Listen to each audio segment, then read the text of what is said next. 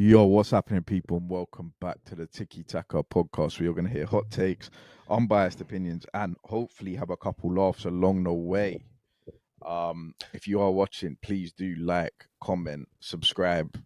Last week we did miss an episode. We missed a week. Yeah.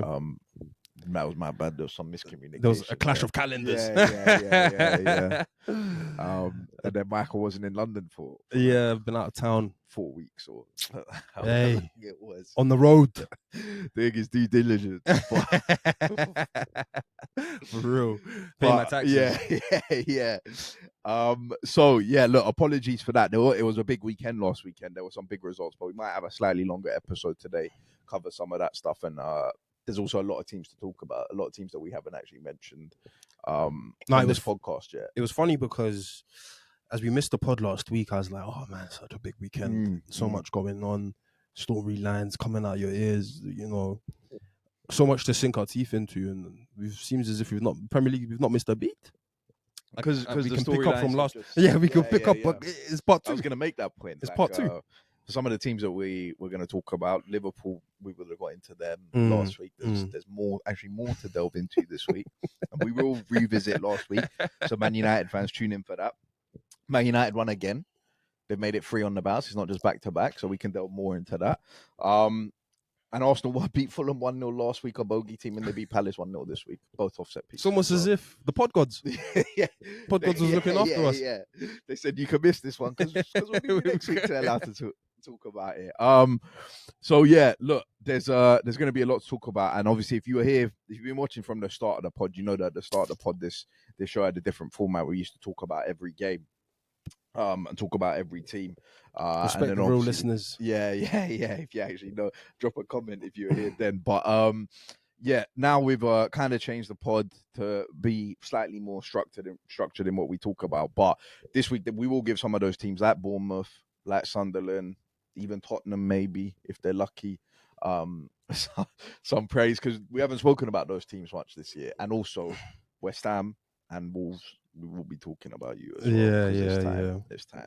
But before we get into any of that, like I said, like, comment, subscribe, because this is going to be a good one. So there's nowhere else to start other than the reigning champions, the current Premier League holders, who lost at home to Man United last week. They lost 2-1. Amorim got his back-to-back wins on a slot last week. They went and beat Frankfurt convincingly, who are abysmal, Frankfurt. And then but they're a German team. Yeah. But I mean, no. Have you seen Frankfurt's results and the goals they're conceding? They lost 5-1 to Atletico in the Champions League. They didn't learn anything from these German teams, they love to see goals. Like for us or against us, they don't like nil-nils. They don't like nil-nils. And then so he went to Brentford, which a lot of people are now saying that Liverpool and Arne Slot have been G-checked at the G-Tech. Kelleher and Henderson. Fabio Carvalho's on the bench. The Liverpool massive, but they went there and they lost 3-2. And we can talk. We'll talk about the game, but for me, it was like if you're gonna go to the G-Tech and lose, that's probably how you're going to lose. So how Arne Slot wasn't prepared for that or aware of that, they concede from a long throw in the first 5 minutes. It's just second balls and duels and aerial battles and just fight, and they just wanted it more. 100%, man. I think the issue I've been having with Liverpool, it's not really an issue, but what I've been seeing with Liverpool is, bro, they can actually lose a game in so many ways. It's not like there's one style that these managers are using to beat Liverpool. There's like some sort of cheat code that Glasner and all these kind of managers keep down. Like, our team doesn't do well against 5 at the back. Yeah, they were saying when it was Palace the first time. You feel me? Then Maresca came with Achimpong and Badia Shield, and then So it's not like these guys are in a group chat all sharing sort of texts. Maresca, all these guys are coming with different styles and different ways on how to beat Liverpool. They've all had success. Every single one of them. I think Liverpool are really suffering from summer business. Like, course, they spent so much money, and I'm not really buying into the whole transition talk. I think if you win the league and spend 500 million, of course, this changes, but I just can't really buy into the transition talk because. But you know what they're trying to do now? That Liverpool fans are saying that if you Google dictionary transition, it comes up with change. That's all it means. Because what they're saying. Arsenal in a transition. So then every team's in a transition. Yeah, we signed late players every year. Every year's a transition. Exactly. Like because every team changes. Like we're in a transition year by that count. You know, so I don't really buy into it in that respect, and I think for Slot, I think the issue for Slot, man, is. It's tough to say that he doesn't have the resources available to change this. He definitely has the resources available to change this. I just feel like they're already on thin ice. Like, if he puts more on sort of Van Dijk's plate or more on Salah's plate, it's a disservice. Like, I think now at this stage, a lot of the rest of the team have to step up. And yes, Van Dijk has to step up. Yes, Salah has to step up. Yeah. But I don't know, like the 33-year-old and 34-year-old or however old they are, they're the mainstays, they're the most important players of the team. I'm here to sort of criticize them and kill them, but what's going to get Liverpool out of this funk, I think, is like McAllister balling and Gravenberch balling and Slobozlai balling and the fullbacks balling. Like, all these other pieces got to do their job to platform Van Dijk and Salah. But at the same time, it's the manager's job to get the maximum from his players. Slot has an issue because, as I say, I think there's two conversations here. There's players and there's Slot. And the manager. So we can do Slot first. Yeah, I think Slot's issue is maybe this is personal for sure, but I just think his press conferences are terrible. Slot coming out and talking about these teams play. I can't thank, but they played along the floor. That's why we were able to get after them and get at them. But you're going to play Brentford on the weekend. That doesn't matter. Man United played Sesko every game until they played us, and they changed it. He's not happy with teams changing their lineup. He sounds like he's like, you know, in a hole somewhere, searching for answers, making up any excuses as to why this isn't working. We face more long balls than any other team, and all right, people are playing you differently this year. Yeah, you know, like, what do you expect? You basically beat everyone last year. So I think that's a personal one, but getting out the side, I think a lot of your substitutions as well. They haven't really. I don't really think Slot's got his pulse on the trigger the way he used to. Early in the season, first 5 weeks, every sub was scoring. Yeah. And now I'm looking at some subs and I'm like, I don't really think you're going to add much to this game. Or they don't add. I think you should add to this game, and they don't add to this game. Yeah. And you've taken off someone that was actually doing something. I mean, in the Brentford game, he brought on Joe Gomez for Florian Wirtz. I don't know if that was just to start putting long throws. Yeah. And then had Szoboszlai and Jones, and then he took Jones off, put someone else on, and then had like Szoboszlai right back, and then I think he just kept changing it. Yeah, players don't know whether they're coming or going. Like Joe Gomez earlier on in this, Endo was coming on a right back ahead of him. Yeah. You know, where's Joe Gomez? Where does Joe Gomez? What does he think his job is in this squad? What does he think his role is? Currently, I think it should be as a starting right back.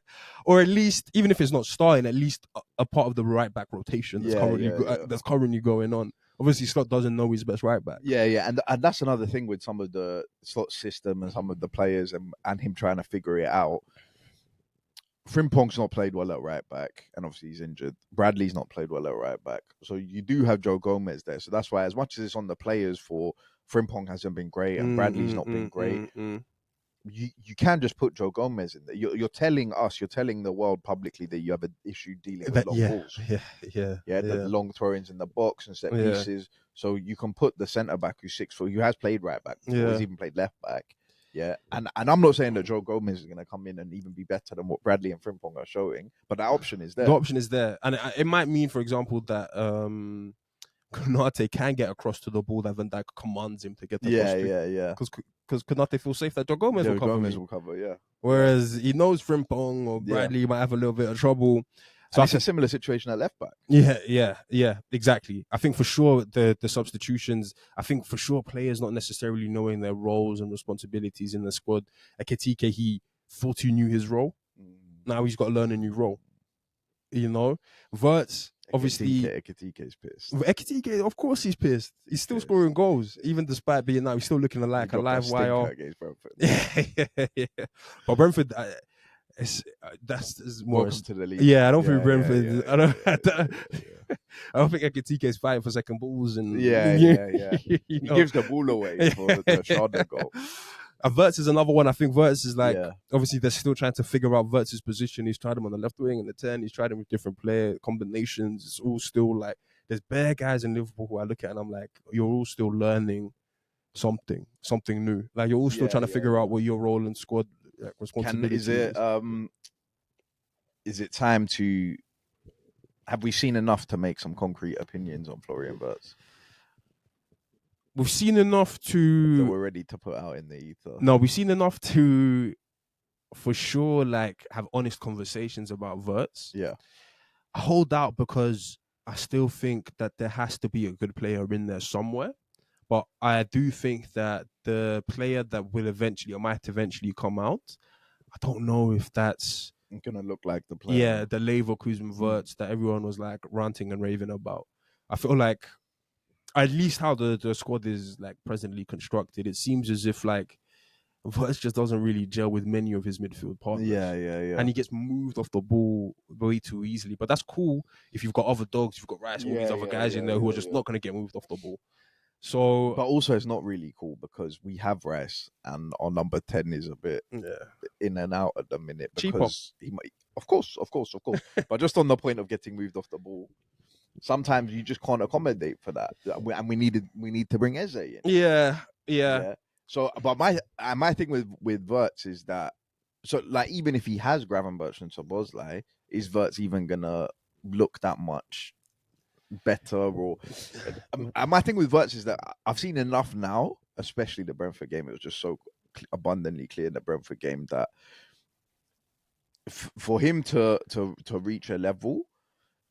It looks like his mentality is going to have to change. Yeah, because it doesn't look like he's ready to scrap and fight and win duels and second balls. His confidence is like almost rock bottom. Yeah, so maybe it's a confidence thing, and when he has his confidence, then he's doing all of that, but his mentality is going to have to change because you can't just come here and be like, well, I'm not really going to do that, and half-hearted 50-50s and challenges. And we did say though before he even signed that it would be interesting to see the challenge for Wirtz in terms of like actually running in the league, because we said that Szoboszlai has to start. Szoboszlai's, I think, been Liverpool's he's actually player. played very well. I think he's been he's been their best player this season, and he's the only one who seems to still somewhat do well, like being told to do 7 different jobs. All right, back now, central midfield, the 8, 10 in this, we give him 3 different positions and he'll still do all right. But I think Szoboszlai has to start because of his running power, his legs. He's got quality on the ball, of course, as well. Gravenberch, sort of the same. Legs, running power, quality on the ball. And McAllister before was knitting things together. And we were wondering where Wirtz gets in. We were having the conversations of what is going to be Wirtz's best position. How does he get in? And I think the issue that Slot has now is it seems whether Wirtz is in there or not in there, that midfield can get ran over. Like teams can Semenyo, but that first game, he's literally picking up the ball in his own half and running in a direct line towards their goal. Even the Chelsea game when Wirtz was taken out, that first goal comes from them winning it in midfield, running through, and Caicedo scoring. So I think I agree. I think that's going to be a big sort of contention point with Wirtz moving forward. Is like, well, even if he's balling, even if the goals and assists start coming, does it negate the fact that it seems as if guys are going to have fun with the space here? I can get that. Lukic is looking at, I can get that ball. I think that's going to be, you don't want that if you're a top team. You don't want guys looking at you thinking I can get that ball. Like Odegaard, we know is weak and is soft, but I still think that there is an aura of, a metronome. Like he's not really going to lose it. He's still too technical for me to go in there. So Wirtz, like we could talk all day about it's and that's Slot's guy. That's Slot's guy. I won't let guys forget it.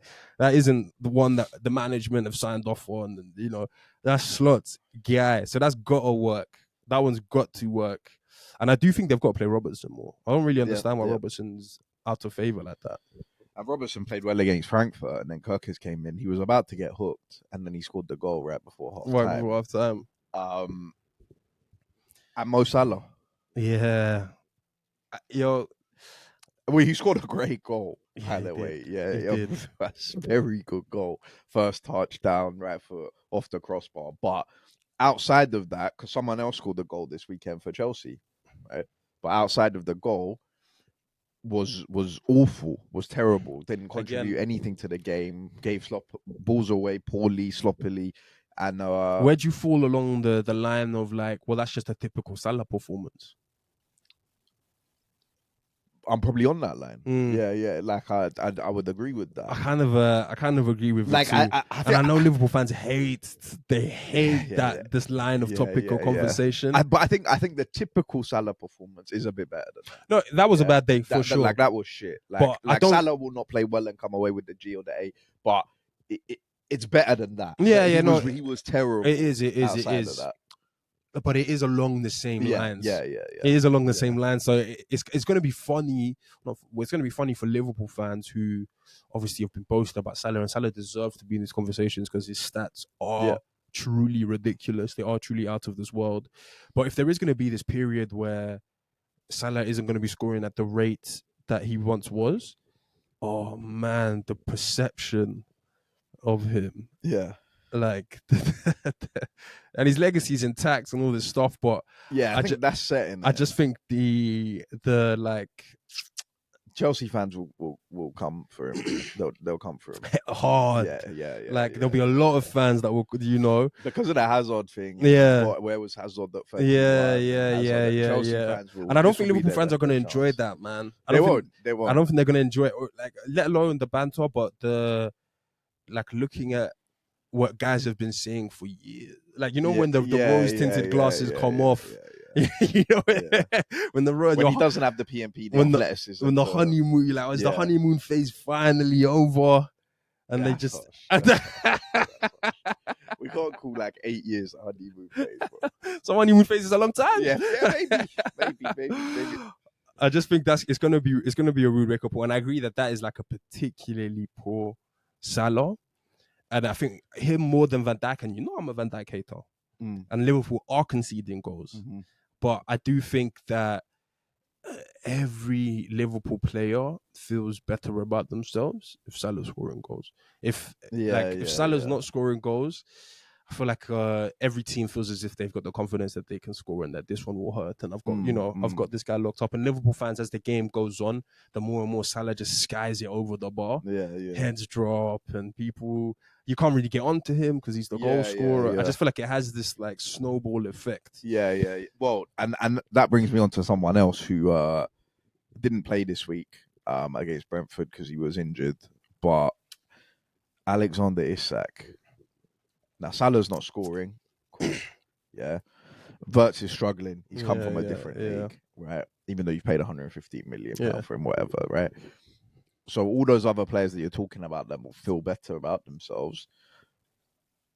I agree that they'll feel like as good as they probably can if Salah in particular is scoring, because that's a level of consistency they know and they've seen before. Exactly. They feel as a fast-star man. But if Isak is scoring goals, I think they all feel better. No, I agree. Yeah? Maybe not quite to the same level. Yeah. But he's not. He's someone that has not come from another league.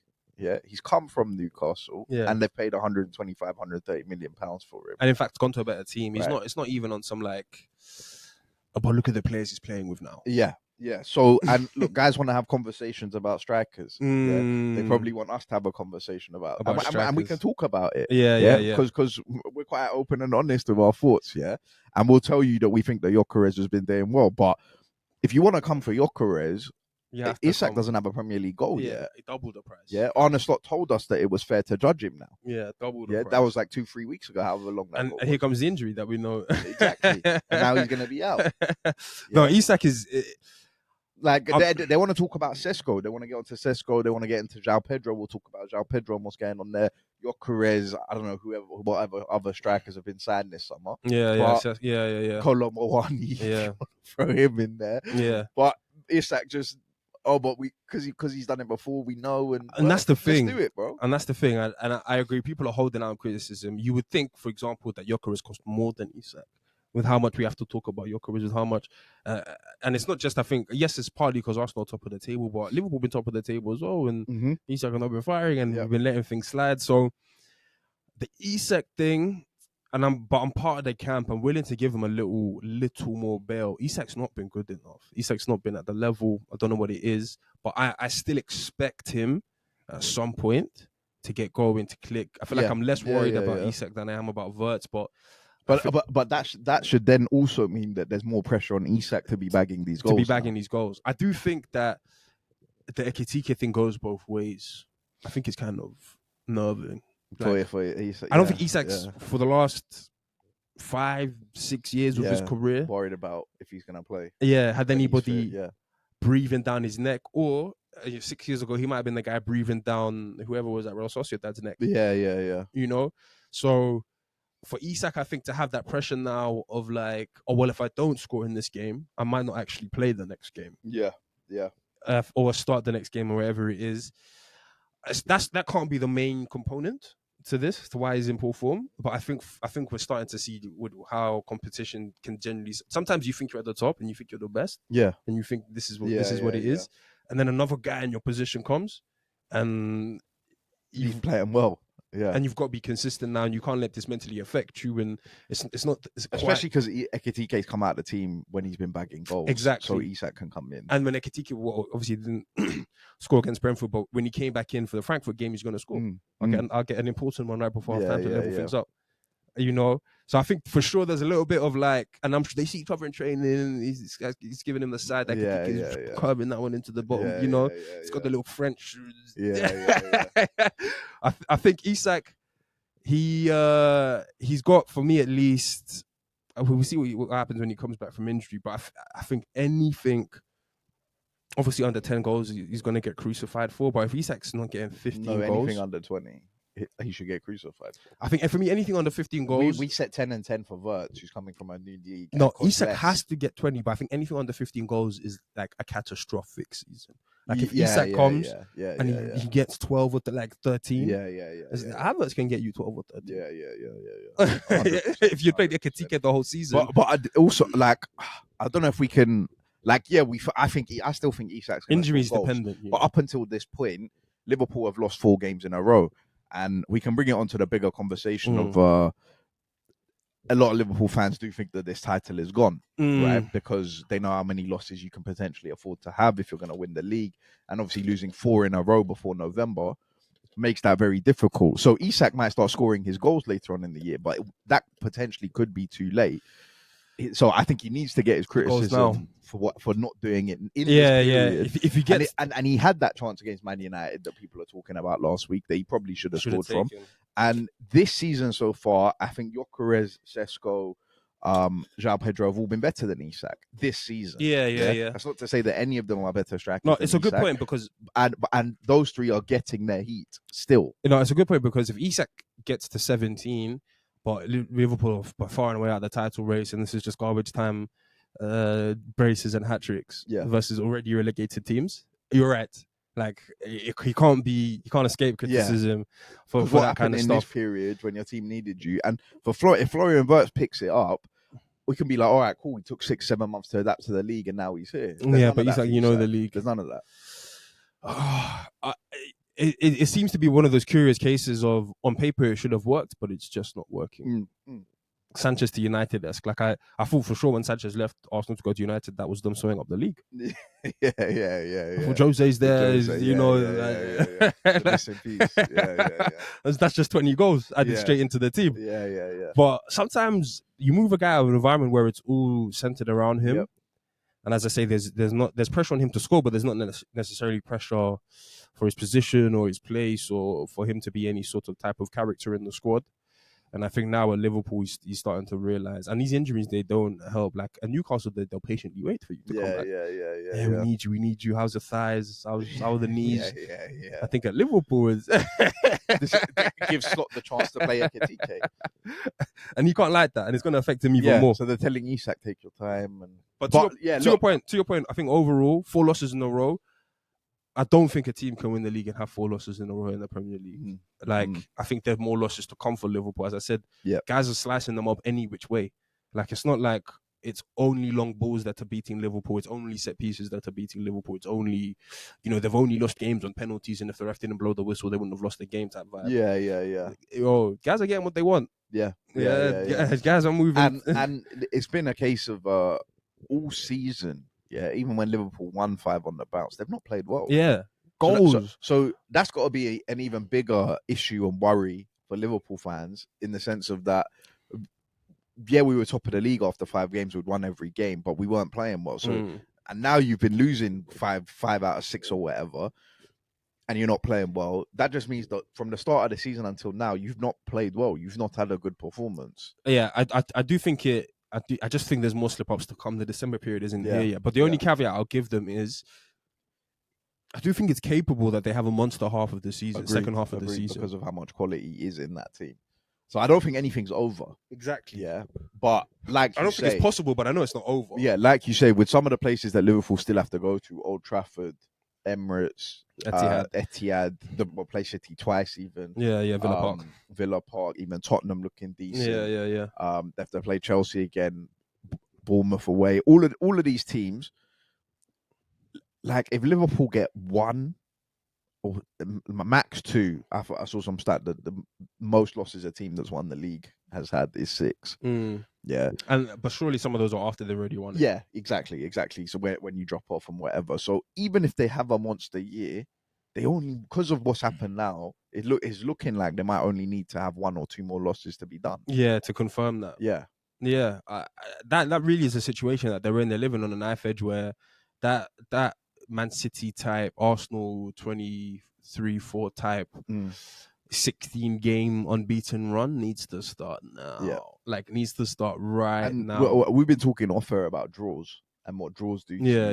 When you're 4 points clear, 5 points clear at the top, and you get to draw in a difficult game, you think, oh yeah, take that point and move on. Let's just keep and go to the next one. Yeah. But when you're 4 or 5 points behind and you get to draw in that tough game, it's like, oh, it's not really changed. It's gonna kill you, right? Man. It may as well be a loss because the gap's not really changed and we've not capitalized.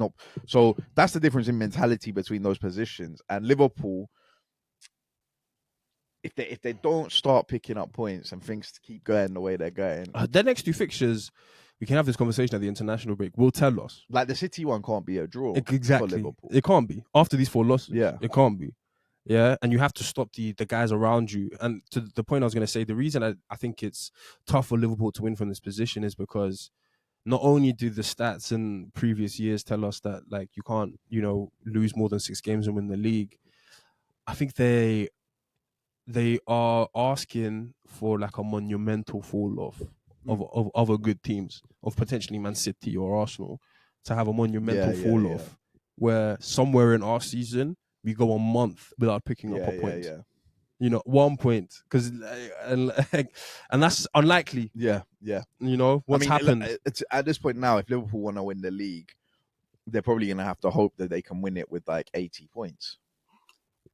Yeah, low 80s, right? Which over the standard of the Premier League and what's been set in the last couple of years doesn't look realistic. Yeah, but it's tough times. Yeah, look, I feel like we've spoken about Liverpool a lot, dissected them there, but Brentford, and Keith Andrews, who has now won. Well, they drew with Chelsea late on, but they were good in that game, but they probably deserve to win. Yeah, they beat Man United, now they're beating Liverpool. At home. Yeah, and Keith Andrews, along with 2 other managers that we'll probably talk about in Regis Lebris at Sunderland and Iriola at Bournemouth, are 3 guys, 3 teams that people thought would struggle at the start of the season. Obviously, Brentford losing Mbuemo, Wissa, Norgard, their manager. Iriola lost his whole back 4, basically. But, and obviously Sunderland coming up there, people thought they would struggle. But Keith Andrews is he's using the tactical tweaks. In some games, he might play a 5 at the back. In some games, he might play a 4. Smart business, looks like bringing Dango in. Even when I listen to Keith Andrews speak in his interviews and stuff, he seems to know. Yeah, it seems like, okay, there could be... No, Keith Andrews is an interesting character for sure, because we didn't know what to expect from Yeah. him. And I definitely, as you say, after seeing Brentford lose that much quality in their changing room and team, I was like, man, it's super tough for Brentford. But I think Keith, he's looking at his like contemporaries, like these Wolveses and these, Burnleys and West Hams and guys. And I think he's really like, bro, I can hang. Like I've got a good enough team. Like, before the start of the season, I would have told you West Ham had a much better squad than Brentford.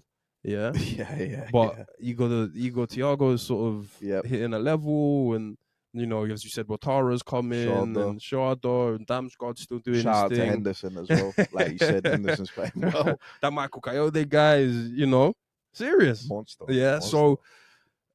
And I think that's more credit to Keith Andrews, because I think, West Ham's squad is it's tough. West Ham's squad is awful now. We're gonna get there. West Ham's squad is awful now, but no, Keith Andrews is by the start of the season, he's changed the narrative. Exactly. He's changed the narrative. At the start of the season, that was a valid point. Yeah.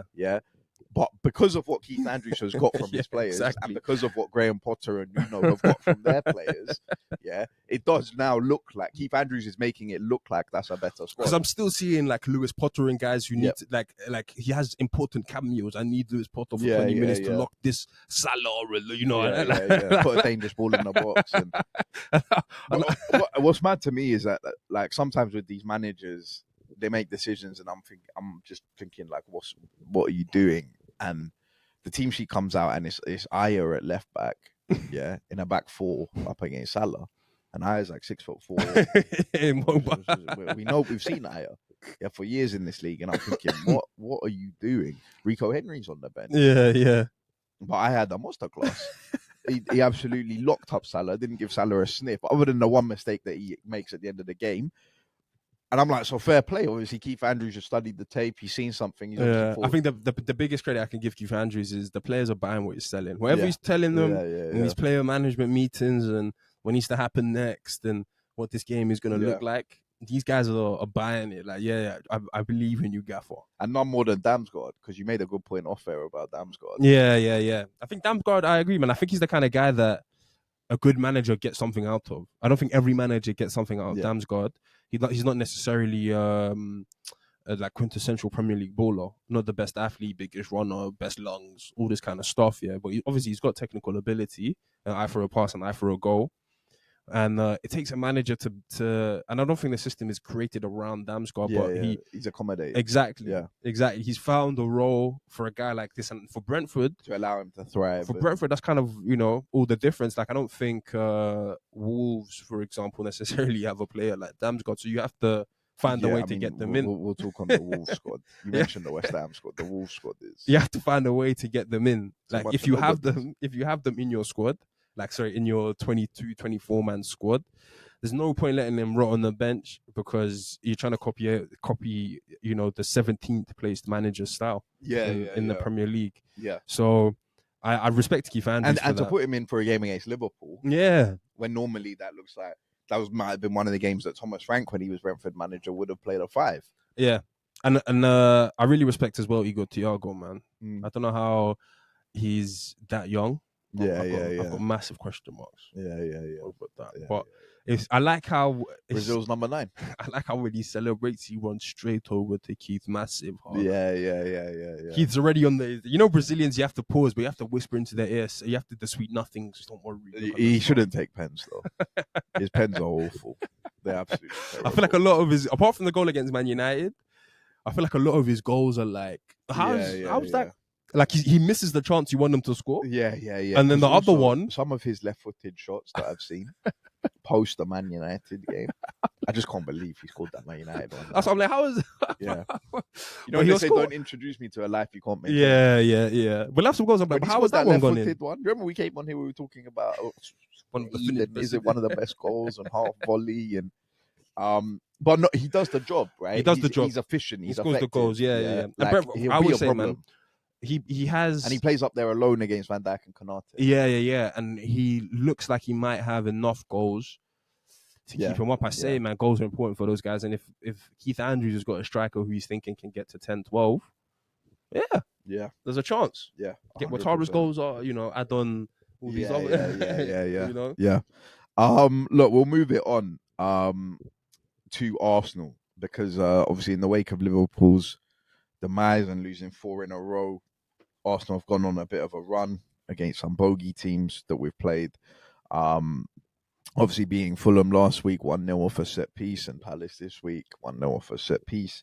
But I was saying to you off at this game against Palace ends in a draw last year. Yeah. 100%. I can see that. I've seen that Arsenal game so many times. A million times. A team that you can't break down, that you just need a special moment, something to happen in the game that can't be planned for. And step up Emery. Yeah, I mean, it was the reason we signed him. Yeah, it's kind of a crazy script.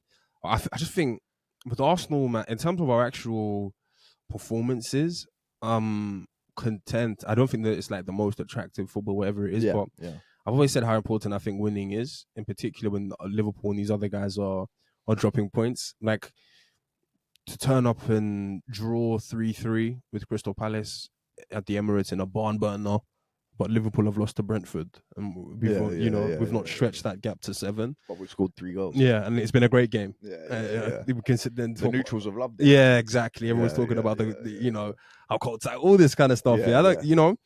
So I think for Arsenal, man, I said it with Liverpool, they have been held back, I think, by their summer. I was always worried about Liverpool squad building and spending so much money in certain positions, but like neglecting other certain areas. And now it's tough for Slot to find the resources for Arsenal, man. I feel as if it's the opposite. Like we're really benefiting from how we decided to spend our money. Not putting 120 on Isak, but putting 60 on Gyökeres and getting other pieces, Mosquera and all these other guys in. It's starting to pay dividends because I know fans don't want to hear it, and I sort of semi-agree. I've even said on this pod, like, when players go down, I'm not really, like how I was last year or the season before. I'm not like, oh, this is it, disastrous. Refreshing for updates. Who's the aggregate that's got the Remember when Ornstein dropped the Havertz bomb from the Dubai training session? Dark days. Like I don't want to. I'm not necessarily in that position anymore where we care, but I do want to say that I feel like quietly we're having an injury crisis that just is like whatever. Yeah. Like we have key guys out. Yeah. We've missed them for a couple of weeks. Odegaard, Havertz, Noni, Saka, Saliba. Yeah. I think there's someone else in there as well. But we've had key guys out for extended periods of time, and there's nothing to say about it. Like there's not, like, outside of an Arsenal pod or speaking to other Arsenal people, do people even want to hear this conversation? Yeah. So, but I think that's big. I think that's major. I think that's massive. I think because it's not be all and end all, we're not like in our back pocket with 4 or 5 kids on the bench begging our starting 11 to get a result because we have no one else to bring on. I think that's going to bode well for us, man. And I think it already has for the first couple parts of the season. Because imagine if everybody comes back. It might never happen. You might always just have, rotation of injuries. But imagine if, not even everybody, but we have a point where there's like 80, 90% of who we want fit in terms of like who we think is our starting 11 is here and fit and available, and we can sort of see our best stuff. I think especially in forward areas, obviously guys are talking a lot about boring Arsenal, which none of us will care about if we win. But in forward areas, there's no need. There's Havertz and there's Odegaard.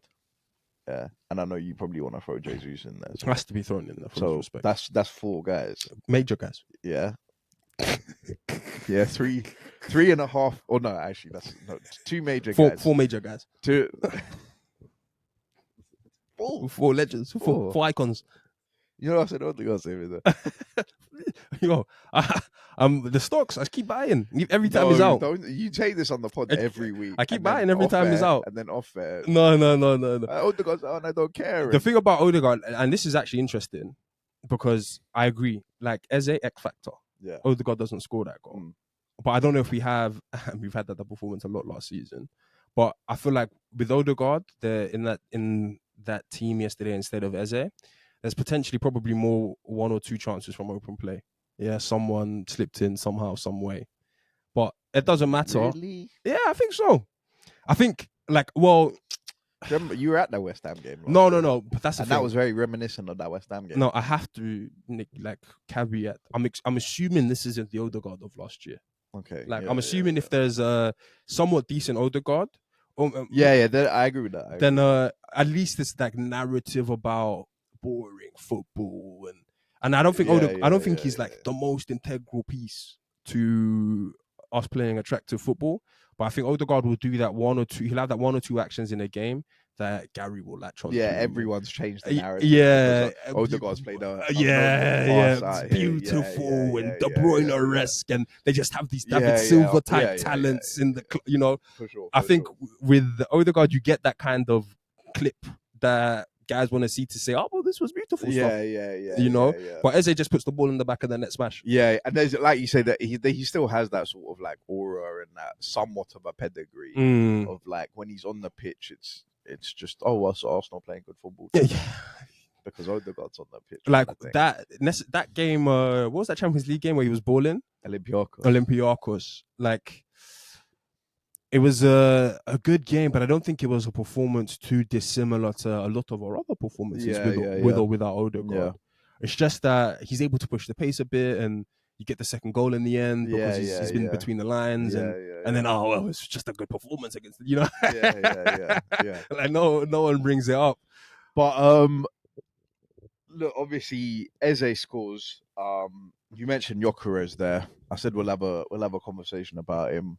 Obviously, the team's winning right now, so there's not a lot of talk about Gyökeres, or there's not even much to be said. And he did bag the brace against Atletico, but my thing with Gyökeres is that, like, he works his socks off.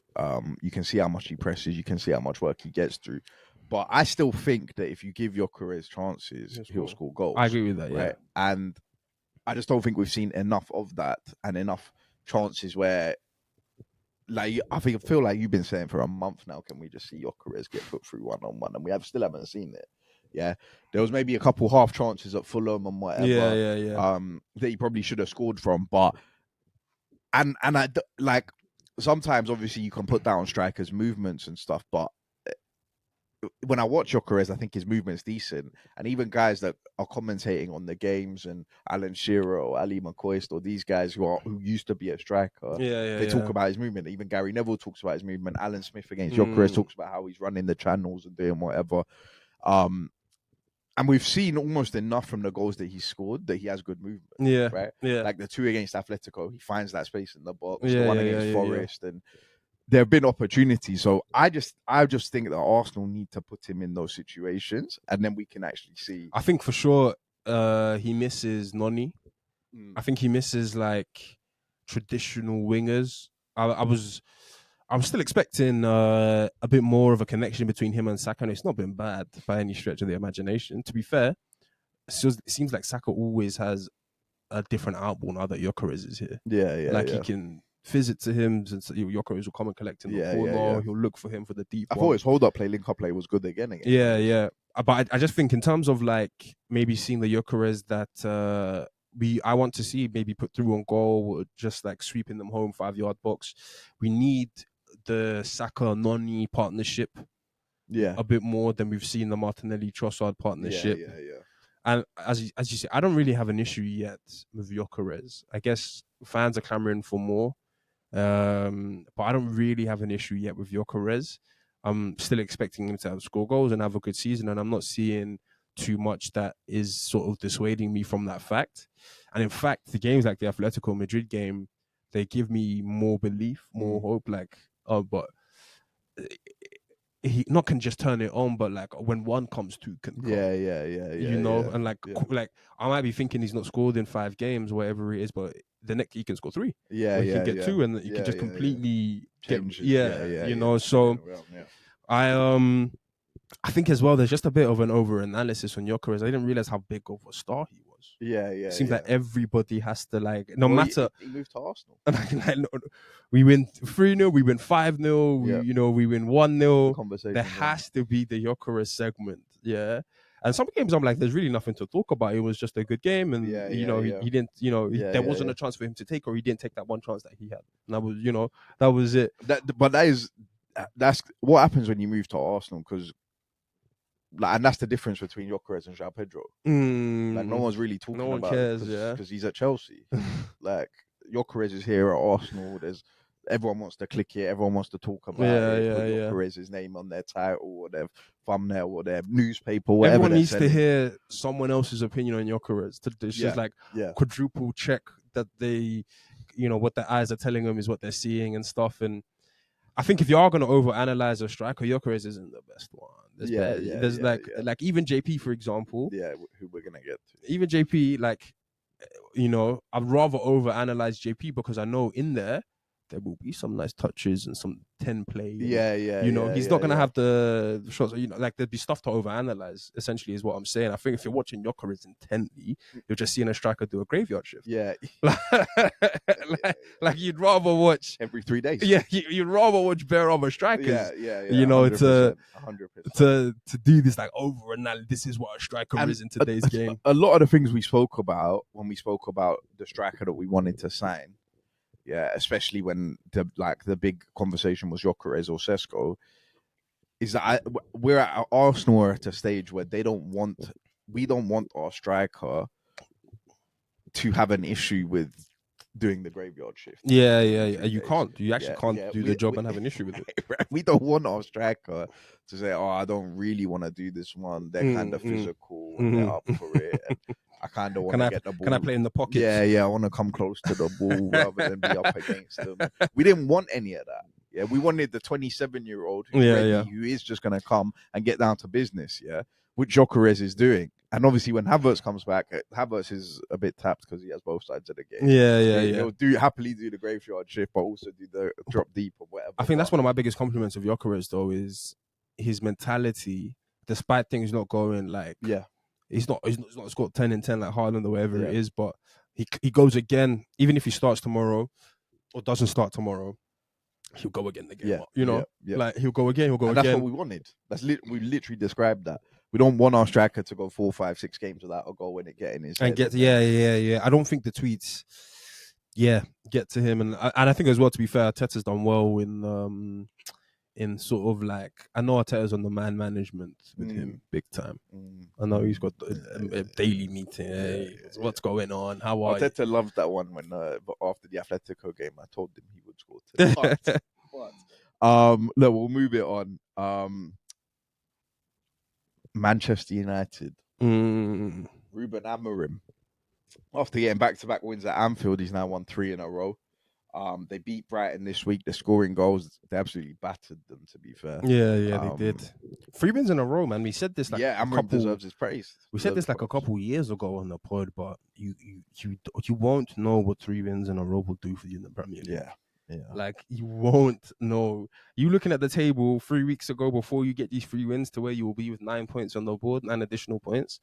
Bro, you won't believe it. So Man United, like, I hate them, the rivalry's there, but I do respect the Amorim pull this out the fire. Yeah, they're 6th, 1 point ahead of Liverpool. But feel me, pull this out the fire job, and more credit, more power to them.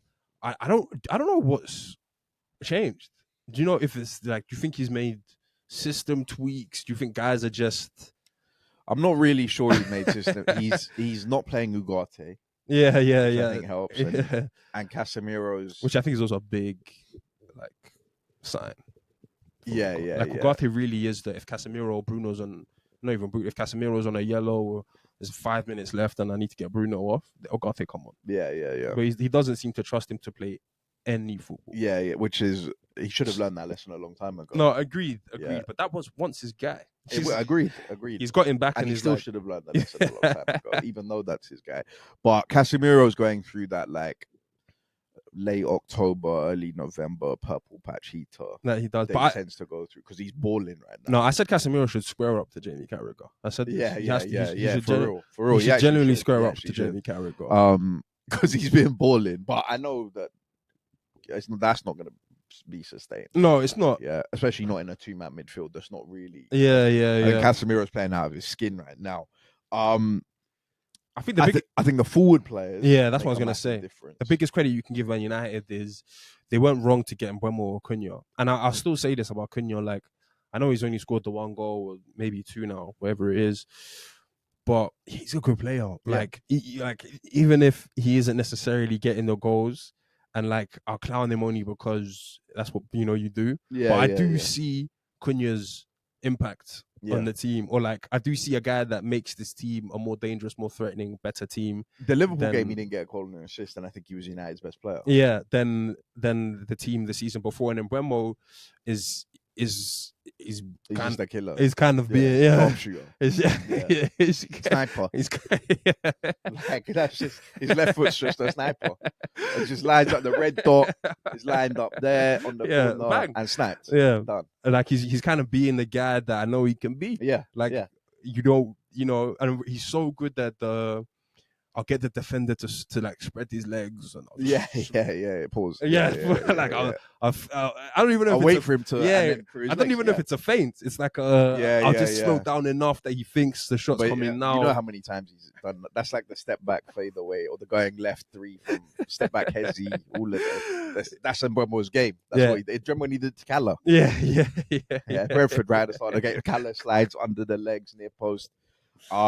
Literally like a sniper. I think those investing in those forward players, and look, United were, from what the 90s and whatever shows us, they were the team that Fergie was the guy, the king at taking the best of the rest. In the league. He took Eric Cantona from Leeds when they won the league. Came to Man United, they went and won the league. Rio, Ashley Young, Andy Cole came from Newcastle. Dimitar Berbatov from Tottenham, Michael Carrick, all of these guys. Rooney. You can go through their whole team back then and just pick up players from other leagues that are doing well and bring them to Man United. And for the longest time, Man United didn't do any of that, of it.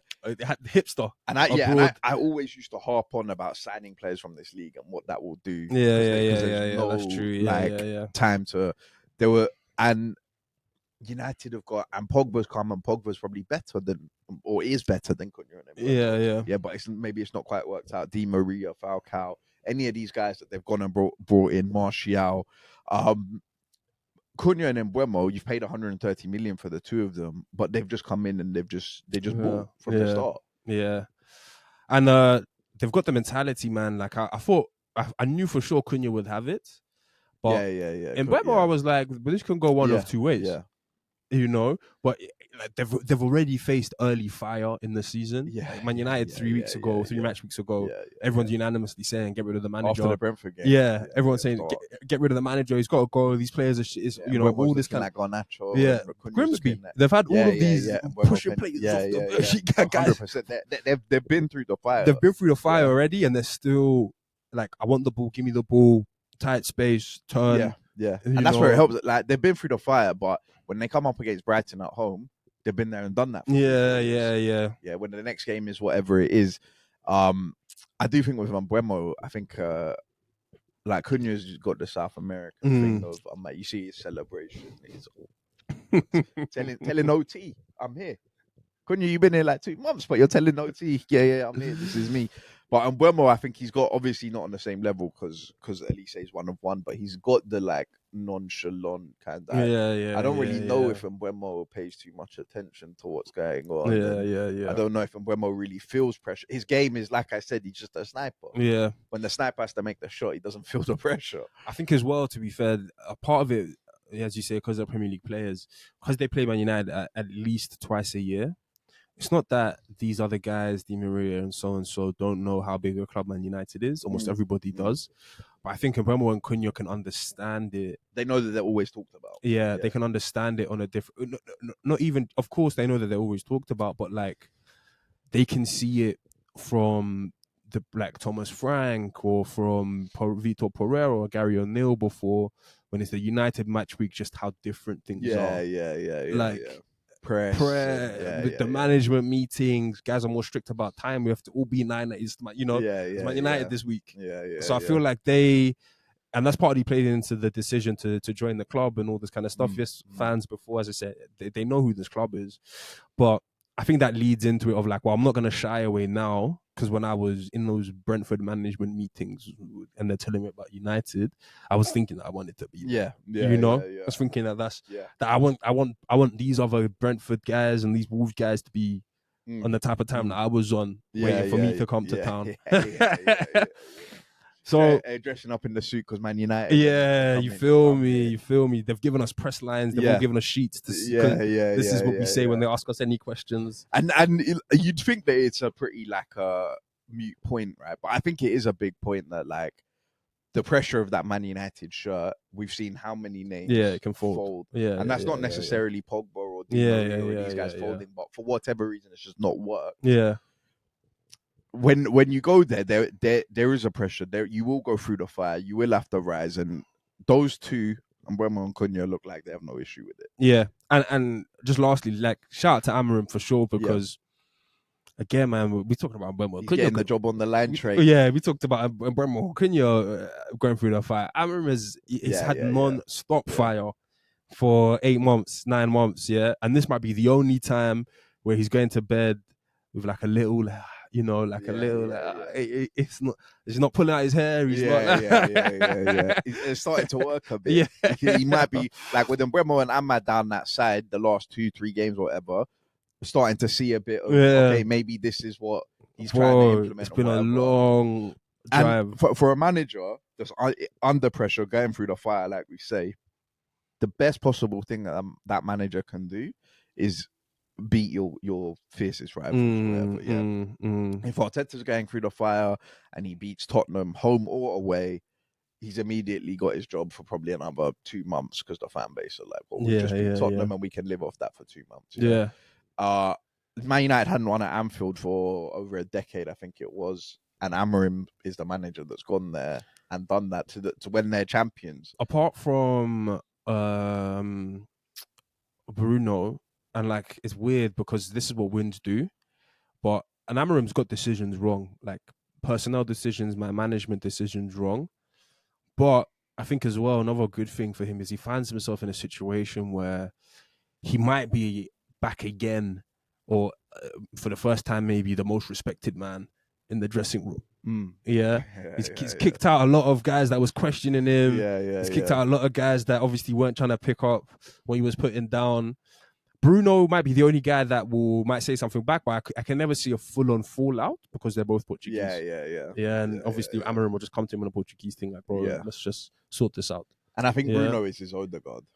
But everybody else, like Xerxes, for example, like he's done you a favor. He's got rid of Højlund.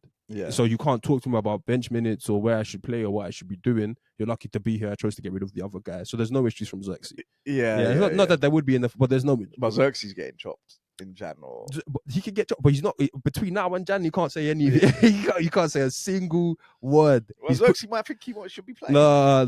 There's none. I just don't feel like there's any more of that. Even for Rogate, maybe. He's like, boy, I gave you every chance in the world. He's balling. And Bruno has to play, so you're not going to argue with Bruno. I spent 130 million on Mbeumo and Cunha, as you just mentioned. And, so I feel like he's pushed out a lot of, I don't know about bad eggs or bad apples or whatever, but like guys that weren't necessarily fucking with him. And now he's got a couple of guys or a group of guys that, for better, willing to buy in, better or for worse, are more willing to buy in than ever before. Because there's no one saying, but do you remember last week when you got that wrong? Or do you remember the week before when he told us, everyone now is sort of and Luke Shaw. How much faith is he giving Luke Shaw again? Luke Shaw can't say anything. And we know that will be a mistake. Maguire can't say anything. Shaw will let him down. Of course. But look, and that comes when you get wins. When you get wins, the team. It comes with wins for sure. Get behind you. But look, Man United they're doing all right at the minute. They've got Forest away this weekend, Tottenham away next weekend, so we'll see where they are come the next international break. But potentially one of my favorite results of the week. You're gonna say it was the season by the end of it. Because this game was good. This game was good to watch, and there's quite a bit to talk about here. But Sunderland, they went away to Chelsea. They went to Stamford Bridge. The mighty Chelsea keep the blue flag flying high, all of that. And I can't lie, they moved to them. They moved to them. The first half, Sunderland came with a high pressed them right up the pitch, winning the ball back high. When they needed to sit deep, they sat deep. Chelsea scored 1 goal with their first attack of the game on the counter. And outside of that, Sunderland just looked like the better team. I think, man, I don't know where to start. I guess the Chelsea side of things. Yeah. Well, we'll start with this. Chelsea should have been in the title race. Yeah, I was just about. Money that I was literally just about to say, I don't know what title race includes. Home loss to Sunderland, newly promoted side. I don't know what title race includes that, or title contending team has that. Especially with how Chelsea's fixtures haven't been mad. They've played Liverpool, that's a good team. They played United away, which is obviously a tough place to go for them. But there's been a lot of Wolves and Brentfords and Brightons and Palace, those kind of teams in there. And there's not a lot of maximum points. There's not a lot of coming away from this weekend, 3 points in their bag. And I just feel like after beating Liverpool a couple of weeks ago and beating Forest, I think it was last week. Yeah. To not grab that momentum. We just talked about United having 3 wins in a row and where that's put them. To not grab that momentum is just criminal. It's criminal. And now they go to Tottenham this weekend, which should be interesting. But the issue with Chelsea is that they play like how they played against Liverpool, right? With all the injuries that they had. And we came on here, we spoke about, we gave them an Arsenal type segment. Yeah. And Caicedo. And so we know that Chelsea, when they come out and they play, they will probably give anyone a good game. Yeah, they've got quality. Right? If they've done that to Liverpool, if they came out and played like that against Arsenal, it'd probably be a tough game for Arsenal, whoever, right? But they just can't perform at that level every week. Now, regardless of whether that's because of the injuries and the squad depth, which still isn't an excuse because you spent £2 billion. So your squad depth should be there for players to come in like Christian Mosquera and Hincapie. Exactly, yeah. So that's not even an excuse. But even when that happens and you lose a couple of those players, the players that are surrounded by Caicedo, maybe Reece James, he's putting together a bit of fitness, a bit of form, Cole Palmer, and Cucurella's done all right. So the ones around those guys are just nowhere near the level. Yeah, there's a lot of and that means you can lose to Sunderland at home. I mean, Garnetto. That means, I think we should speak about. That means you can lose to Sunderland at home, but I think I still got questions over Maresca. I think if you have a system in place, and not like a system in place like you need to have this, rigid 4-2, U-shape. But if you just have a sort of attacking principles, or this is how we like to get forward early and quick, or whatever it is, I feel like Garnetto can beat Sunderland. Garnetto is they're two very bad IQ footballers. But okay, they can beat Sunderland on paper, but when Sunderland come and play the way they play, but so that's why I say I agree. I don't think Garnetto can beat that. No, I agree that Garnacho and Neto, how they played on that game day was awful. Yeah, and you got to give Sunderland some and you credit have to give Sunderland some credit for that. But I think it's more so on Maresca than I do think it's on them, because I know who they are. Yeah, we know. Yeah, they're blank canvases. Low IQ ballers. Exactly. You should just give them stamped. got the ticket, got the certificate. They're literally a blank canvas. Yeah. You just give them two specific track back, beat your man, ball in the box. That's what I want from you today. 2-3 touches. Yeah. It cut in, shots on target. I think this keeper's a bit shaky. I've told you Pedro to follow up. It should be really that specific, really that small, that niche. that should be it. Yeah. Not too much about combination. No. But the the issue is, if you don't do that, or if you don't batter that message home, you get those kind of performances like you got the other day. And especially if the other team have anything a bit about them to make it 1-1. Yeah. I'm sure Chelsea thought when they were 1-0 up, it's close. Someone else is going to get the other one, and someone else will get the one after that, and this will be 3-0 before we know it. When it doesn't go that way and they get one back, Garnetto is awful. Garnetto is awful. As much as Maresca should probably do more, and you're not sold on Maresca, we know what those two are. Yeah. I as I say, I know what they are. 100% blank canvases, low IQ ballers. They're it's so funny because yes, they're pros. Yes, they've João Pedro. Yes, Garnacho scored great goals before. So has Pedro Neto. They've scored goals that they have nice moments. Exactly. We know. But I truly believe that those are, in the nicest way possible, system players. And like how good the system is, how good the manager is, will sort of define. There's still a ceiling on that. It's not like like they get 15 and 20 or whatever it is. The ceiling on that is the last 2 years of what we've seen from Martinelli. That's the highest level Garnacho and Neto will get to. There is a ceiling on that, but there is something serviceable in those guys, and I just think Maresca is failing them. And then it's like I can blame Garnacho and Neto for being boneheaded and making mistakes in the game, but I know that's them. I know.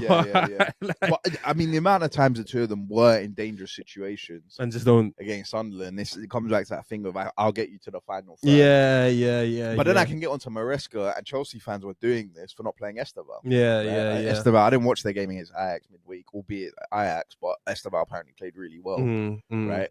But why not play Esteval instead of one of them if you have to put Pedro Neto on the left, or do whatever you need to do so that you can get some quality on that pitch? I think Maresca suffered with some weeks he's got it right. Obviously Liverpool week he got it right, but he suffered a bit with such and such is out injured, or such and such is unavailable for this game. This is the guy I'm going to bring in, or this is the sub I'm going to make. Like sometimes he's just bringing in the wrong guy at the wrong time when you need momentum and you need to make, get that win, get this, points over the line. And it's going to be dark days, because the thing about our Garnetto wing partnership is like, if that's what you're forced to watch for a lot of the season, unless you have Glasner's type sort of, system where everyone just fits into their role perfectly, there's going to be a lot of this. There's going to be a lot. It takes a manager. It literally takes a manager. Management. It takes a manager to sort this out and be like, no, this is your job. You've been doing this. It's literally waste management, because they're going to be wasteful. You have to accept that. But how can you manage that waste? Exactly. How can you get some, or how can you be like, well, shout out Tony Soprano. Or how can you just be like, I know Garnacho scored today, but this actually isn't a good game from him. Like Gittins on now, like how. Which again, like that. I mean, I was gonna bring up Chelsea's transfer window. Gittins and Garnacho are the two left wingers that they signed in the summer. They let Nkunku go. They let whoever else go. Noni. Sterling's in Siberia. I think there was another player. Jackson. Jackson's gone. Right, and replaced it with Gittins, Garnacho. Felix. I don't even know what Felix has gone and come and gone so many times. I don't know which. This could be the third time that Felix has come and gone from Chelsea. But Gittins, Garnacho, João Pedro, and also look, João Pedro. I think they said no shots on target in the last 8 games. Yeah, JP's not a striker, and I know he's doing a job because the lap's out or whatever it is. But okay, but if he's a 10. We get on to Odegaard for shot volume. Come on, bro. No. JP's got to do better with the shots and just even in the all-round... Create chances. Yeah. Create chances, all-round stuff. There's no escaping it. You've come for 60 million, proven. We all think you're a good player. You're playing with better players now. But with JP, like, I can't tell you... It's weird. It's tough to say, but he's just not... He's not the striker that likes to do, and he's a hard worker. He's a hard worker, JP. He'll do the work for the team, but I don't think he likes this like thankless running job. Like I think JP, he wants to build off others. He can knock down if someone's going to be there, or if someone will knock down for him. He knows you're going to be taking turns doing the work. Calm, but like just up there by himself, graveyard shift. Wrestling centre backs. It's not a good look for JP. Games just go by. And JP, he definitely is a guy that likes to get on the ball and have a couple of touches, and he's getting on the ball in his own half. The way the touch he gets is fighting for a header that he's flicked on, and Neto's, I'm cool. I don't want to chase that one down. I'll play when I get the ball to my feet. I can do my step over, shimmy. And look, it's interesting for Chelsea because we know what Chelsea fans are like. We know Chelsea fans don't believe that project and process are words in the dictionary. We know that they don't have patience, and I think a lot of Chelsea fans are on the edge with Maresca. Yeah, I think a couple more bad results, and I think I Chelsea said at the beginning of the season, I told you I had conversations with friends, and they told me that like, oh, just Maresca, and he's not in the same position as Arteta, and I agree he's not, but they were making it seem as if Maresca's got a free ride, as if Chelsea have bought into the Maresca project. Maresca's got at least 3-4 years. Well, yeah, in the sense of Bowley and Clearlake and whatever, I don't know if they're gonna sack him, right? Because I do think if Maresca gets top 4, that'll be enough to keep his job, yeah. And for Chelsea fans, to be fair, that's probably a bare minimum. No, top 4 I think is enough to keep his job, but I think Chelsea might be a bit trigger happy. Like, I don't think he's going to be gone by Christmas or even Jan or whatever it is. But when we talk about results, if there is, for example, a poor run, a draw, a loss, a draw, a win, a draw, and like it's looking as if top 4 is going to be a bit of a task. I would love to see how committed they are. If it's looking where it is now, where it's like you're still in the top 4, and if you win your next couple of games, you reaffirm your position in there. But if Chelsea drop to 6th, yeah, and you're like 3-4 points off top 4, and you've got tough fixtures coming up, and you've just had another embarrassing loss to X, Y, and Z. I don't expect Maresca to be gone by the end of the season, but I don't think Maresca has this just like safety blanket. No, he doesn't. He doesn't. Like if he loses to Tottenham on the weekend, I don't know, maybe loses a couple games, I think there's going to be real pressure on him. Yeah. And it's going to be Chelsea aren't the club to hang around. And there'll be managers in the market. It might not even be a Maresca thing, bro. There could just be a manager on the market who is shinier and new and a better like toy. And Chelsea will be like, well, calm. Yeah, cool. We'll take that. Igor Tudor. Whoever it is, there'll be this is a World Cup summer, so yeah. But I can't see him getting sacked before the end of the season, and I can only see him getting sacked if he doesn't make top 4. I can see him staying to the end of the season with Chelsea already announcing a new manager for the start of 2025-2026. I think you're living in the Roman era. Welcome, Iriola. Thank you to him. Yeah, Chelsea, I think you're living in the Chelsea Roman have agreed era. that they would. Roman would have given him his marching orders. Sunderland at home. Go. And he would have already been in conversation. But I think Clearlake are doing this thing of like, he's held it down. And there's all that thing about Maresca coming out telling us about the process, and they overachieved last year. Last year was to get Europa League, and how happy they are with him and whatever. Look, Roman, I'm with you. I don't know how. I know that they're different, but I don't know how. I don't know how different they are. I'll be shocked. I'll be shocked to. I just don't know how different they are, and I know that they are slightly different, but I think they just operate the same way. They operate. I think with top 4, they're going to be happy with the money.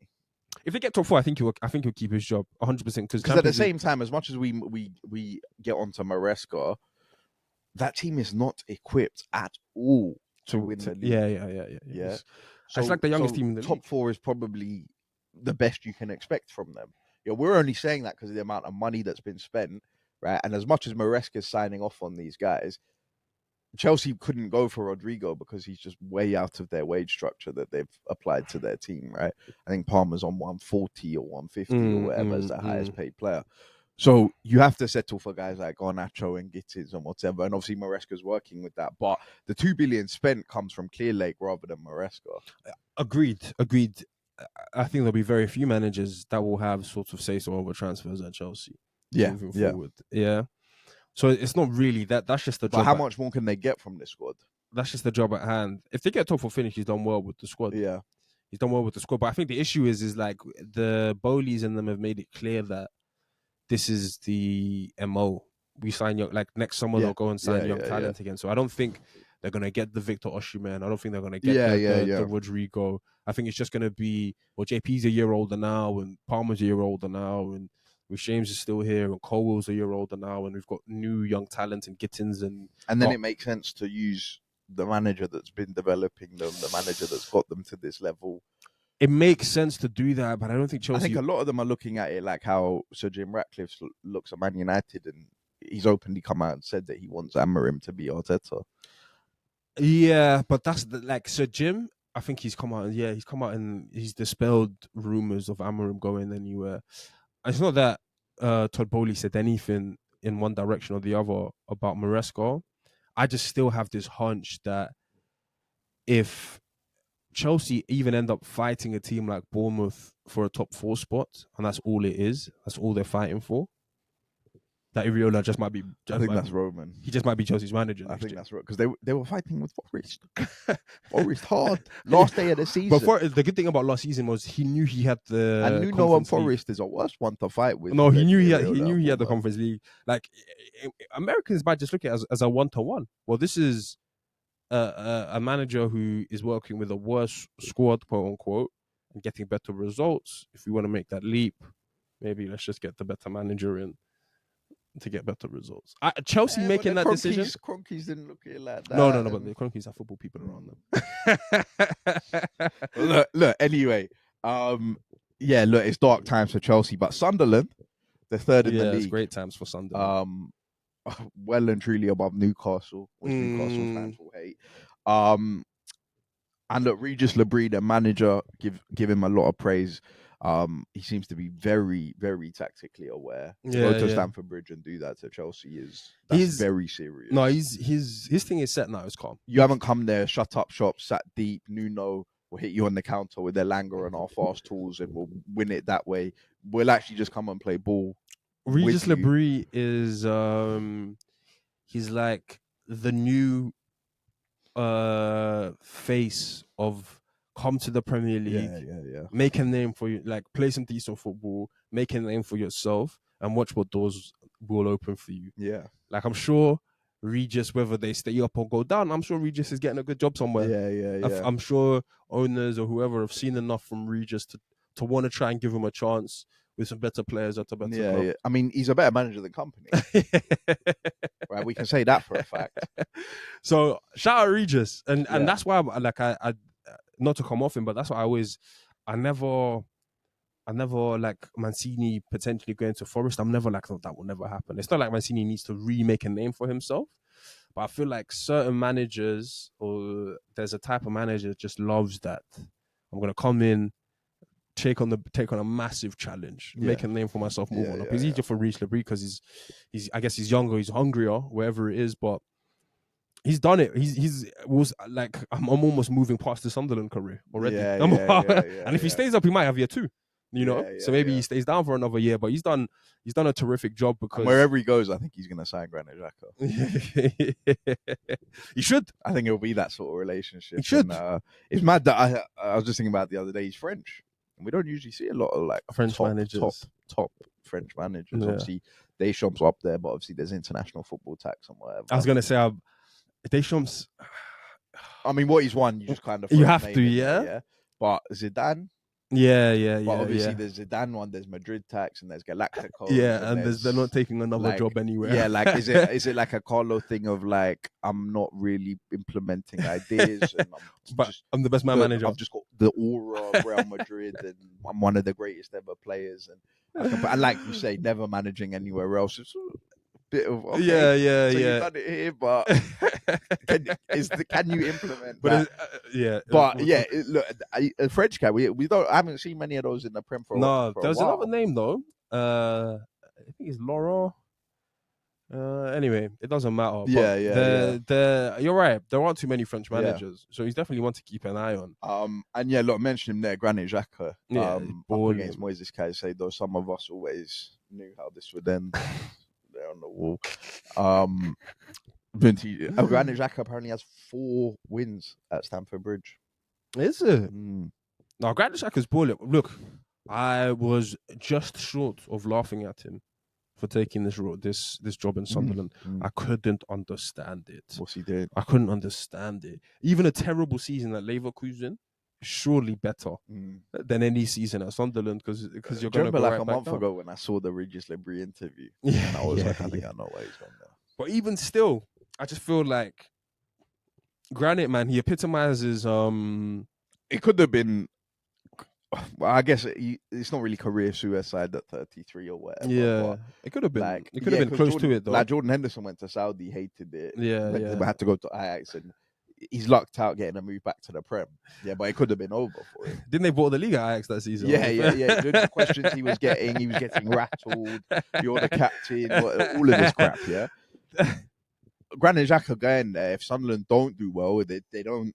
Regis Libri can't implement his plans, and they do end up going down. Where do you go from? Yeah, where do you go from there? But that's classic Granit. I was about to say he literally epitomizes taking on the hardest challenge, like going the hard way about it, you know. And I kind of respect it in some sense, because a lot of the decisions that he makes coming back to Arsenal after the fans already told him to leave and stuff, like that literally is the longest road. There isn't a more. We've all come together and said we don't want you around. And well, not all of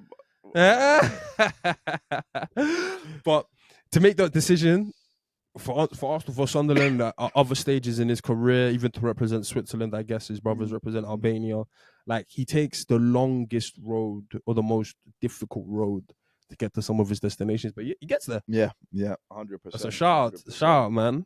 We don't need to talk about where his Arsenal story ended up, and he had his own song that he was singing. Fans were asking for him to stay in his last game.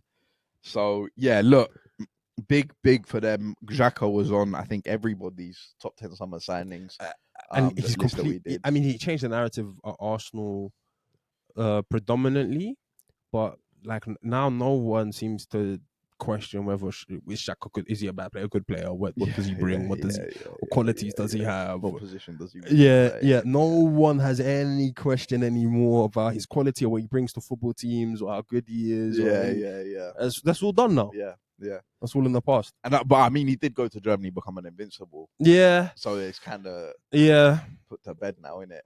But obviously, coming to Sunderland, and this is why if we go to Sunderland next weekend, it's going to be tough, because when Granit Xhaka sees Moises Caicedo landing up across from him on the other side of the pitch, Granit Xhaka wants to take the longest road. Okay, so Caicedo clamps for my ball playing and my breaking the lines and possession, and he's immediately raising his game. We saw that. It was evident to see if you watch that Chelsea game, the level Xhaka was at. Caicedo's his match drop stylistically. Like, that's the guy that. Yeah, but you like how crazy, insane is that? Whose matchup is Caicedo stylistically? Yeah. Who wants to come up against the Caicedo? It's true. Stylistically, it's true. That's the guy that can do everything. Granit doesn't want to buck, and no one does, but Granit doesn't want to buck the young type profile of we're gonna go metronome for metronome, and Granit can do it. Lot of long running and that kind of stuff. Do you remember when he bucked Pogba in that Euro? Yeah. But I think he prefers the like, oh well, this guy wants to get physical with me and he wants to press me. And Yeah. On the, but he doesn't. He wants to try and get close. Yeah, but he doesn't know that. I've seen. Yeah. The De Jong like Pedri. Yeah, keep. Having him move around, shuffle. Always talking to guys, shuffle left. Shuffle right. Like, he can do it. He's top. But the guy who wants to put that physical tough challenge onto here. So, yeah. Did you see some of the 50-50s? He was even Caicedo on the floor. But so what you're saying is Zubimendi will have him patterned next week. Yes, Zubimendi will have him patterned next week. I might have to edit that out. No, come on, we can't be saying those kind of things. Because Rice is there. I'm not looking forward to that one. Breakfast. I'm trying to see what he's on to Caicedo. Breakfast for Rice and Zubimendi. But I thought Rice was the one that he wants to come up against, huh? No. Rice is a different position. He's a different proposition. He can do both. He can do the deal. Yeah, he can do it. With Zubi there, he has to play it short. Yeah. So, but we got both of them. They're the opposite ends of the profile. Yin and yang. But Xhaka's calm with Yang, but he doesn't want Yin. He doesn't want Yin. But I don't know if he can do Yin and Yang at the same time. Yeah. Shuffling left, but then he has the physical monster in his face. Yeah. He's just lucky Lavia wasn't playing. All right, look. We're gonna talk about it. Villa at Man City, because this was a big one. If Man City had gone to Villa Park on Sunday and won, I think a lot of people would have been taking them very, very seriously. Yeah. That's a tough place to go. Thank goodness. That's the kind of place that if you're going to be a champion, you have to go there and win. Yeah, all that. All of that stuff. And it's City have been on a good run. They haven't lost in 5 or 6 or whatever. But this was the first game I was looking at, and I was thinking, okay, this is the test now. Yeah, so you win this one, and a bit like when we went to Newcastle, you win this one, and I accept that you might be here. Yeah, you might, and then it starts looking a bit scary because it's Pep, it's City, and is he back? Yeah. But firstly, it looks like Unai Emery seems to have Pep's number. Pep's lost at Villa Park the last 3 years in a row. Yes. Yeah, but Pep, that's crazy. Yeah, right. And after Pep called him his favorite manager. Yeah, that's crazy. But Pep picked a midfield three of, and it's been a long time since we've done the deep dive on Pep's team, so this episode I have to bring it back. Yeah, he picked a midfield three of Reinders, Bernardo, and Foden for a game at Villa Park that was up against Onana, Camara, and Rodgers. Reinders, Bernardo, and Foden is crazy. At Villa Park. Reinders is the 6, and those two in front. And then he had Oscar Bob. Yeah. Savinho. I mean, you tell me what Pep's thinking there. I'm really struggling to... He tried to move Stones into midfield from centre-back. I saw he's playing Gavardio left back. Yeah. Which he changed after an hour. Moved him back to centre-back. I can't tell you what Pep's thinking. It sounds like he wants to keep the ball. But... it sounds like Villa were happy not to have it. Yeah. They were dangerous every time they did have it. with Onana, McGinn. Someone's been posting Reinders' jewels. It's not looking good, bro. It's not looking good. I actually, that's a crazy. I only watched the first half of this game. Villa Park, Onana, Camara, Rodgers. Yeah, that's... But I guess he's decided that I won't be able to outmuscle them, so I have to go completely in the other direction. Possession. Yeah. I just won't be able to. I can't try and play their game a little bit. Not exactly. I have to make it a completely different game. Yeah. Altogether. Yeah. And I guess look, Pepper's wrong, but it's not like, it was still a close game. They didn't play badly. That game last season, I thought Villa as close to play them off the park. Yeah, they did. As possible. They didn't. Yeah, City didn't really lay a glove on them. Yeah. But I'm so happy City lost this game. Yeah. I'm so happy. City might be our main title rivals. Haaland might be on that, all-time or goal scoring thing. But I'm so happy that we don't have to start, at least at this very stage, doing the Pep Arteta build. Yeah, exactly. And everyone waiting in the wings. Guys are run. Do you remember last time these two squared days at the top of the Premier League table? I just see just looking. Oh, it's 7 on the bounce. And you mentioned there. Look, City outside of Haaland. Obviously, stat going round. The next highest goal scorer is Stev, because he scored 2 own goals. When Burnley played Man City after Haaland. So City got good players, but they don't. Foden, that 20-goal season campaign, it looks more and more just like an outlier. It just looks more and more like an outlier. And if Haaland doesn't score, you stop Haaland, you stop City. And I think Doku, and I think even Savinho, City fans are losing patience. But I think those guys are good players, they're wingers, but they just don't get anywhere near enough. Should City have taken the 70 million for Savinho? Yeah, because they're saying that they just can't believe they didn't take it. No. Yeah, from Tottenham, but only if that meant that. I guess if City would have gone and got someone, but only if that meant they got someone that. The thing with Savinho, is that and I somewhat agree with you, because you watch Savinho play and he looks like a good player. Yeah, it could be a man. He's just both-footed, but I think he just doesn't score. I think he has 1 Premier League goal. Yeah. In his career. He's only been here for his second year. Yeah, and he hasn't had mad injury problems or whatever. I think he has 1 Premier League goal that came against Leicester last year. So when you compare that, and we're willing to say Savinho, we know that's a good player, but you compare that to Garnetto. Garnetto will put up more than 1. They won't put up many, might be 4 or 5, but they'll put up more than 1. I don't know what needs to click for those guys, because I see Savinho and I see Doku beat their wingers most times, most match weeks. I see them by end product. Yeah, but by the end of the game, is just nothing to show for it, and City have never needed like a Ferran Torres type striker more, or player more. Someone that like can play anywhere across the front three. Julian Alvarez. But at least with Alvarez, it's like he plays well. But they need a Ferran Torres of like it doesn't actually matter. He's just gonna get the goal. Trossard. Yeah, he's just gonna get the goal. It doesn't actually matter how well he plays. He covers all three positions. I can put him in any combination. If it's Doku, if it's Savinho, if it's whoever it is. Yeah.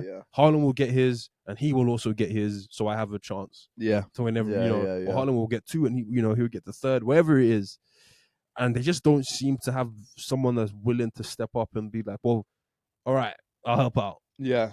Even if I'm shit, even if everyone anyone that seems to be able to do that. And look, I should be on Foden, but look, we don't need to make this another Foden conversation. I think we've spoken about Foden enough, and there'll probably be more time. So yeah, look, just shout out Matty Cash. That was an unbelievable finish from the corner. Now, lastly, we're going to talk about two of the teams in trouble. I said West Ham and Wolves. Who do you want to do first? Wolves, because it's quicker. Yeah, their fans are fighting their own players. See you later. Vitor Pereira was losing his shit with those Wolves fans. See you later, Wolves. I saw Jose Sa in the car park talking with like 5 Wolves fans. No, Wolves. The only team I've seen that do that and stay up at Everton, and Everton have the DNA. Yeah, do you remember that? If we go down, are you gonna be? Yeah. Of course, he's fucking not. But Everton somehow have the DNA that club. At least for that period in time, was always in turmoil. Yeah. Do you remember the threats of car bombs? Yeah. The directors didn't come to the game or something. Yeah, the owners or whatever. Yeah. But they still got the DNA to make it out. Yeah. When I'm seeing Wolves like score 2 goals in their game and not come out with something, that's an issue.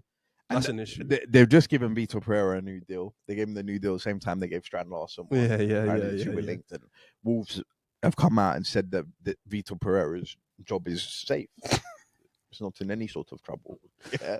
Even though the fans they're trying to fight him in the stadium when he goes over. He absolutely lost it, bro. You haven't seen the video, go on Twitter, watch the video. Vitor Pereira loses. But how much is Vitor Pereira to blame? He's not, because that team it's a fucking It's a mess. pro clubs team. It's a Ridder. All of them, It's a pro clubs team. Because I'm actually like, who? The bunch of nobodies. Who? Rodrigo Gomez, Krejci, Netzi, a bunch of guys I've just never, Santiago Bueno, Hugo Bueno, all these guys I've never ever heard of. Yeah. And it's like, we'll come on to West Ham obviously, but Wolves, that team is just nowhere near good enough.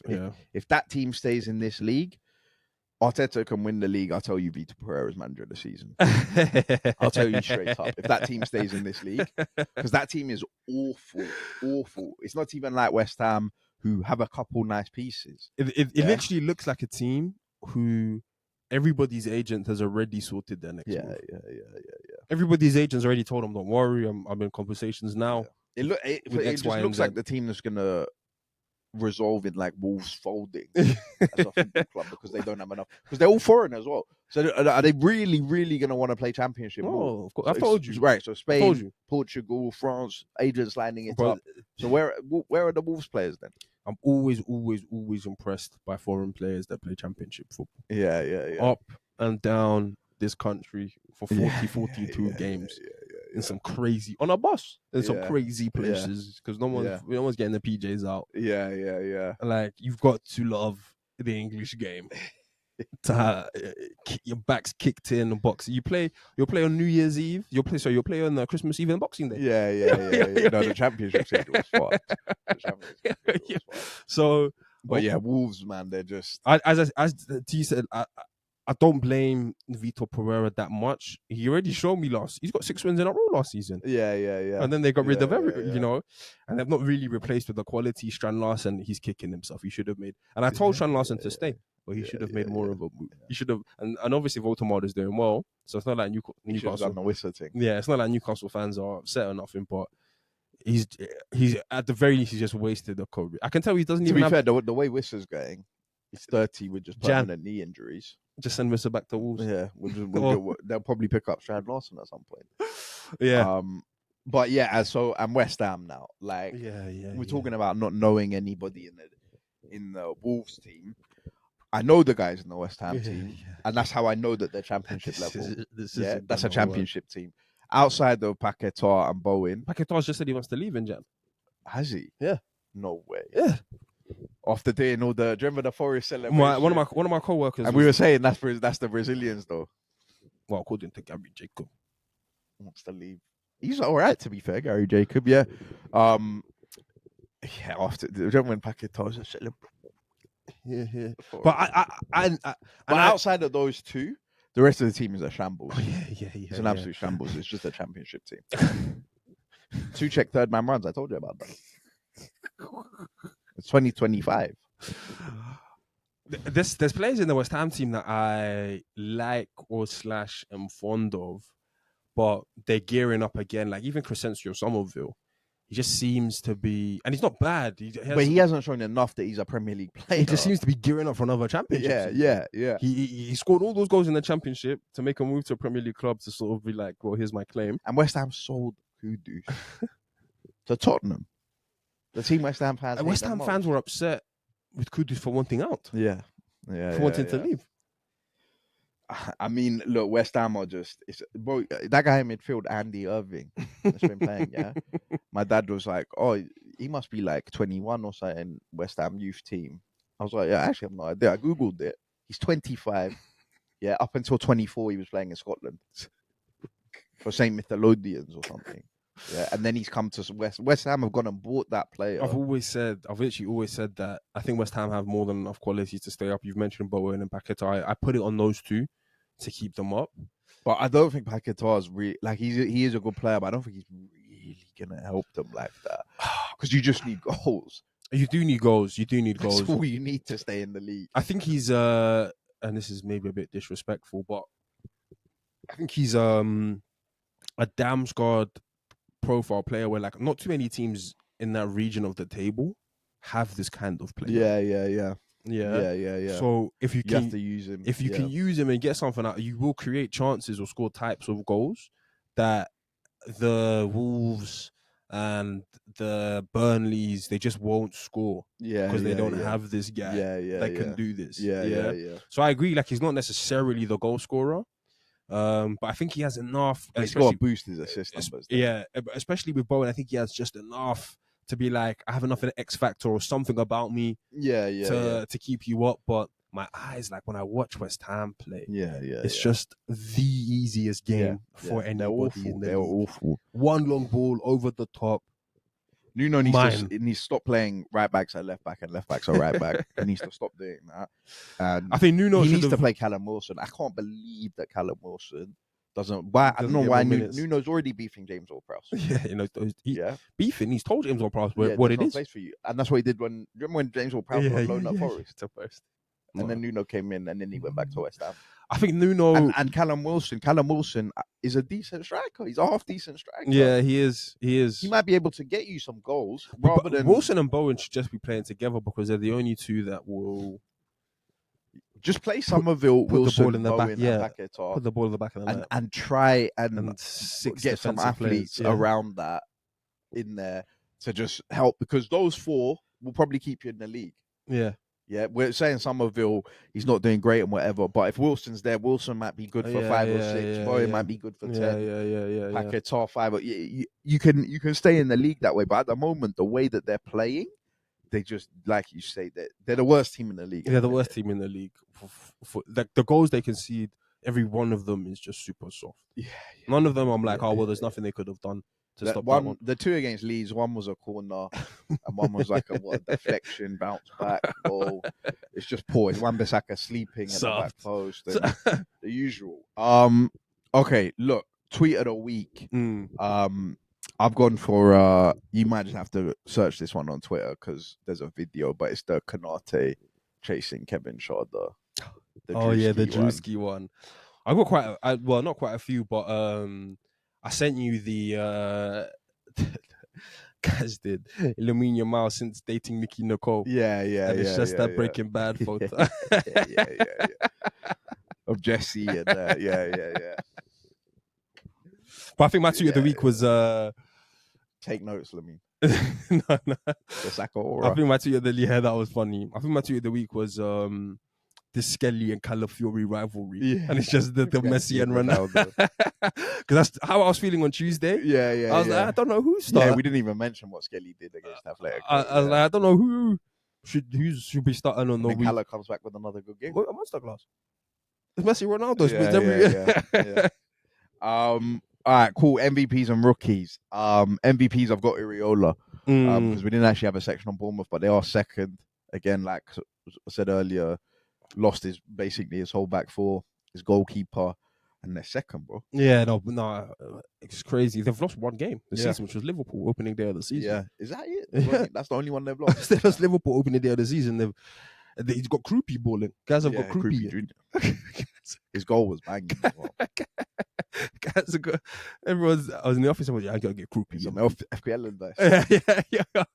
I saw a tweet. That could have been my tweet of the week. I saw someone tweet about Kroopy points, and it was just like a brain swirling through like these the synapses and the signal. It's like my transmitting my Kroopy FPL point.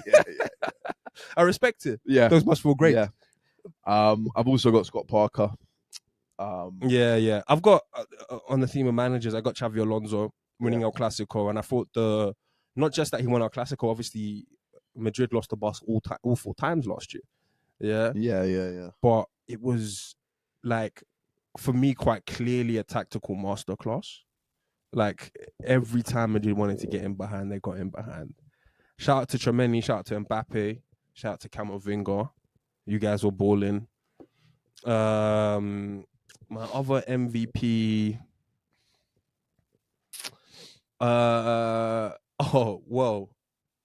It's kind of a rookie, or kind of like a watch out for this. Conte, I couldn't believe. They got slapped by PSV. Yeah, 6-2. I couldn't. But when I saw the scoreline, I was watching the game expecting Napoli to be the ones to score 6. Yeah. I was like, oh, so this goal must be disallowed. No, this wasn't disallowed. We said it. I don't know what it is though. Like, how can you just 6 always be bad in Europe? 6. Yeah, PSV. We gave PSV 7 and now on. Peter Bosch's PSV. Yeah. He can't still be the manager. Do you remember how they bottled the? Yeah. Was it them who bottled it, or was it someone else? I think he won it. Yeah, they might have. Ajax won it, and Peter Bosch, he put together after that. He put a crazy one. And Ajax bottled. Oh yeah, wins. Yeah. Rookies. Sorry, my last MVP is VJ Edgecombe. VJ, you got a fan in me. Mm-hmm. VJ Philly, we coming. I've never been a Philly fan before, but I'm just hoping we move out and beat this year. Be done with it. Give me a Maxi and VJ Edgecombe backcourt. Let's take this Eastern Conference on. There's a lot of injuries in the East, so Embiid, I hope you're one of them. The 2 best players in the East are both Paul George at the minute. What, Embiid and Paul George? No, they're playing. Nah. Paul isn't playing. JT and No. Let's leave JT. They're out. Well, rookies, I got Jadon Sancho. Yeah. Subbed off about 40-45 minutes of game time. Just got bullied when he came on the pitch. It's done for him now, isn't it? Yeah. It's one of those ones where it's like, where'd you go next? Yeah. Cyril gone. Yeah.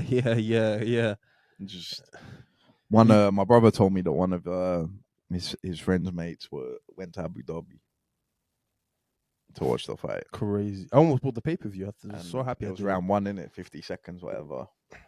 He trained 12 months. He's been out for 12 months to poke a guy in the eye. Yeah. Anyone else? I'm trying to think. No. Nothing off the top of my head. Oh, I'll give Thomas Frank an MVP.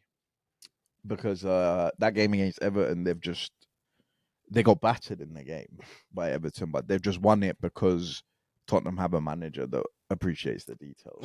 Yeah. So they scored from 2 set pieces, and then obviously they've scored one later on. But throughout the 90 minutes, they've actually been battered. Everton by far the better team, but Thomas Frank's nailed down the details on 2 set pieces. That's funny, man. You come away with a big away win. So is what it and they're sitting third. So I think Tottenham fans would have been more than happy with that. Yeah. After 9-10 games. No, it's fair enough. And yeah, big one this weekend, Tottenham Chelsea. Next weekend's pod's gonna be good. That's gonna be a good one. Yeah. Okay, look. Thank you guys for watching, listening, and viewing. Please like the video, leave a comment down below, subscribe to the channel, follow us on Spotify, and we'll be back next week with another episode. Thank you for listening, and peace.